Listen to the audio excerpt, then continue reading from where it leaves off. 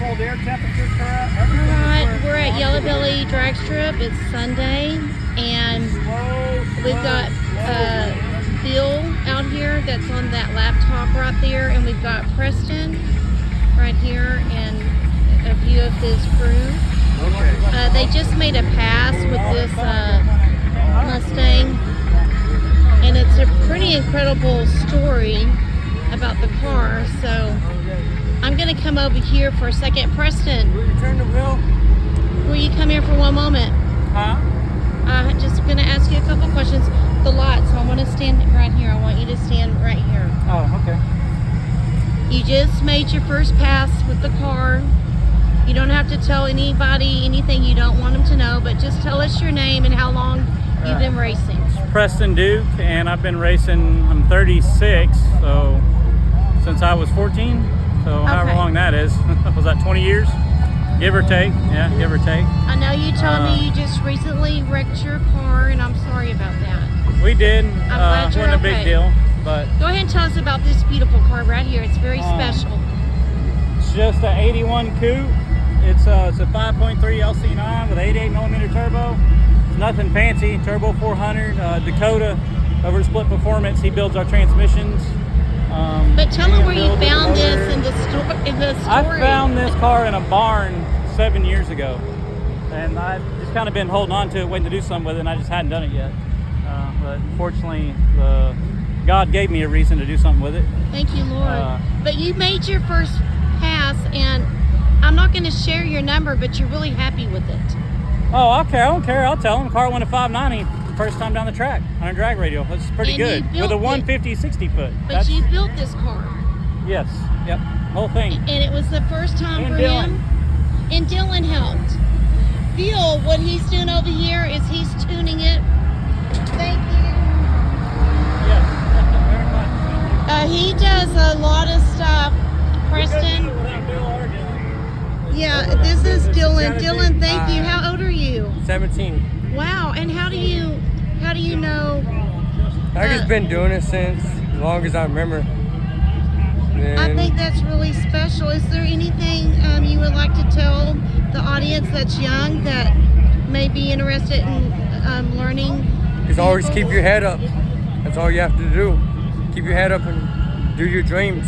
Well, you want to tell me something that you did on the car? You want to tell us something you did? I did the whole thing except the cage. I didn't put the motor in. I put the wire harness in. Made it run pretty much, and then did the fuel share, all that in the back. That was it. I think it's a blessing. Thank you for being under his wing. Oh, He's going to teach you some stuff. he has already. Yes, he has. God bless you. Come over and let me give you a free drink at the concession. Okay, guys, I'm going to walk around. Yeah, it's way higher than what I like. What I want. But now I just like it though. There's no. He's tires only, in it. that guy is only 17, and he helped put this engine in. I'm sorry, 74. We went 74. They got a parachute. I'm not mad. 74. I shortened it, but I slowed it down because it was. You can see They're it talking really- about their tuner. it Bill, really launches. do you want me to come What's back? that? Can I ask you just a couple of things? Sure, absolutely. Tell everybody your name and how long you've been racing. So I'm Bill Gazensky. I've been racing since birth. I've been around it. My dad was a professional racer, and I attended my first race. I was 3 weeks old, and I've done everything from one side to the other. I started coming to Yellow Belly in 1986, so that's before most people that are going to watch this were born. But I've been out here forever, so it's been a great life of racing for sure. And I've raced everything. Well, you've got some really interesting stories, and there's a lot we can tell, but I do want to bring something up. Sure. The first time I ever met you, Yep. I was working the front gate. You remember? I do remember, And actually. you pulled up in that big burgundy bus. Oh, yeah, and Ruby. Yeah, and Ruby. And we started talking about homeschooling. Yep. Because at that time, Drew was younger and I was starting my homeschool journey. Yep. And you shared with me what you did with your boys. Yeah. Would you please tell everybody? Yeah, my boys never saw the inside of a public school. They were homeschooled their entire lives. It was honestly one of the best things that I ever did. And Preston actually was homeschooled too. I wherever he went, he was homeschooled as well. But yeah, one of the best things I ever did was homeschool the kids, homeschool the boys. It was outstanding. They are world beaters right now. My youngest son Rick has a shop up in Denver, Colorado called Arc Motorsports. Alex is a self-taught computer programmer, has never been the inside of a public institution ever, and he is a senior NetSuite engineer that literally learned it from reading books, and he's one of the best out there. So the homeschooling thing works, just works. But will you tell them real quick what you did with your boys in that bus with the homeschooling? Oh my gosh! Travel. Oh yeah. Well, we were racers, so we would go, and so I actually managed a couple of racing organizations, and we had our own racing organization. But when you're homeschooling, you don't have to read about Plymouth Rock when you can go stand on it, right? So we're out racing around all over the country. We go to Laguna Seca Raceway. We're out in California. So when you're out in California, you got to go see the giant redwoods. So we go to the giant redwoods. So and there's their history class right there. It is. It's wonderful. And it's a fantastic, and science and everything. I mean, you can do everything. It's wonderful. One of the things that people say about homeschools, which just drives me crazy, how are they going to get their social life?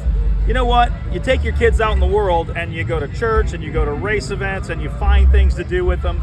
My boys are black belts in, 27 different martial arts, probably. I don't know. They did everything. I mean, they did mixed martial arts. They did, we had all of our church family. There were plenty of opportunities for my kids to get socialized, and they're wonderfully socialized. One of the things that bring them to Yellow Belly. Yeah, bring them to Yellow Belly. There you get to have outside jail with a racetrack. No, I love this track. It's one of my favorites, honestly, in the country. It really is. It's crazy. It's not a professional track in any way, shape, or form, but it's an absolute. It is a great place to. It's a great track. It's a great track. We do get a little wild out here at the family and everything. It does, but that's okay. But everybody loves each other. And that's the life. Guess what? If you have your 6-year-old learn about how to be a 6-year-old from other 6-year-olds, he's not going to have any depth in his life anyway. My kids, they were in a one-room schoolhouse. They were with their cousins. There were 10 of them. Ages, there was a 9-year age gap between all 10 kids, and so everybody was learning at a different level at a different time, and so it was a one-room schoolhouse. It worked. They did, and it was fantastic. So my 7-year-old didn't learn how to be 7 from other 7-year-olds because I don't know what those parents are anyway.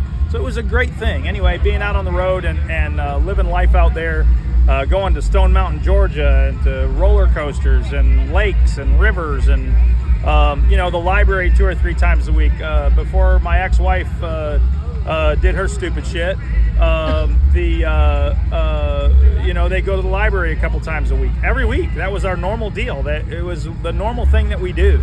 And so it was just great. It was just a great way to learn, a great way to grow up. There's so much we can talk about with homeschooling. Like, for an example, with Drew, you helped him with one of his checkoffs with when he was in Boy Scouts, but with him he does competitive baseball, archery, youth group. It's amazing. But one few questions, okay? Sure. Will you share with them what you did for a living? Is it okay if you let them know that you were a public school teacher? I was. So I taught 5th grade for a short period of time before I had kids.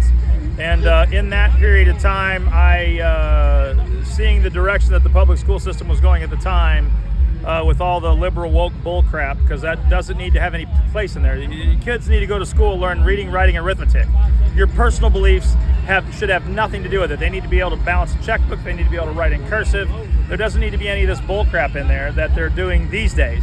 And so when I quit, I told the principal that my children would never see the inside of a public school, and they never did, because of the garbage that's going on. I just don't agree with it at all. So, gave up my career and then went on another path. So, and no regrets.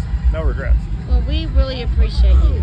Yeah, it was great. I could ask you so many questions, but that's just because I know you on a personal level. Yep. So. Well, and my racing career, we have 88 world records, 13 championships, 27 track records. We hit what we're aiming for. And so coming out here and racing at one of the oldest tracks in the country, that's still family owned is we just love it. It's just a great What's place pretty to be. amazing about you is you have a really, God's given you a gift of a knowledge of ability to fix any type of machine. And Yeah. that's pretty special. Yeah. Now, when are you going to find that truck for Drew? He's going to be 18. Yeah, Tuesday. we'll get him a truck. It's there's plenty of them out there. There's plenty of them out there, so we'll get him a truck for sure. Okay, last question. Can you tell us something, tell everybody something positive or a memory or a feeling about Yellow Belly? Oh my gosh. So back, so I had my first world record was on a motorcycle, and I came to Yellow Belly to test and tune the week before. It was the 4th of July race at the Texas Motorplex. Set the world record. I had it for 2 minutes, and then another motorcycle that came right behind me broke my record by 2 1,000ths of a second or 3 1,000ths Did of you a get second. the belt? I did, which is the only thing I cared about because they were interviewing me, talking to me about my I record. have that belt in the office. So it was really cool. They asked me, they came and they were interviewing me, and they go, "Oh, I'm so sorry, you just lost the record. They just broke it by 3 1,000ths of a second." I go, "I don't care. I still have the record for a minute, right?" And they go, "Yes, you did." And I says, "My name's still in the book." I says, "Yes, it is."